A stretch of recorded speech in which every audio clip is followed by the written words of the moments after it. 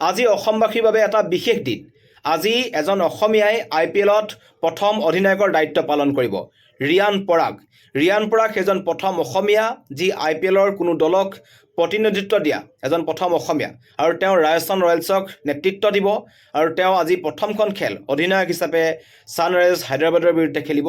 সকলোৰে চকু থাকিব ৰিয়ান পৰাগৰ ওপৰত, কাৰণ বিগত 2টা বৰ্ষত যদি চাবলৈ যাওঁ ৰিয়ান পৰাগে খুব সুন্দৰ খেল অব্যাহত ৰাখিছে, প্ৰদৰ্শন ৰাখিছে তেওঁ, আৰু তেওঁৰ প্ৰদৰ্শনক লৈ সকলো সন্তুষ্ট। ক্ৰিকেট বিশেষজ্ঞসকলৰ পৰা আৰম্ভ কৰি তাৰকা ক্ৰিকেটাৰসকলে তেখেতক প্ৰশংসা কৰিছে।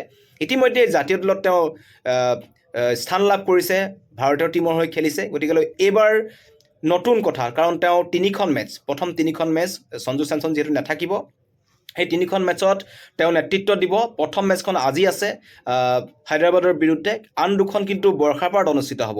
এখন আছে KKR লগত, আনখন আছে চেন্নাইৰ লগত। গতিকেলৈ ৰিয়ান পৰাগৰ সন্মুখত 3খন মেচৰ দায়িত্ব আৰু আজি প্ৰথমখন মেচ। গতিকেলৈ আজিৰ দিনটো সমগ্ৰ অসমবাসীৰ বাবে এটা বিশেষ দিন।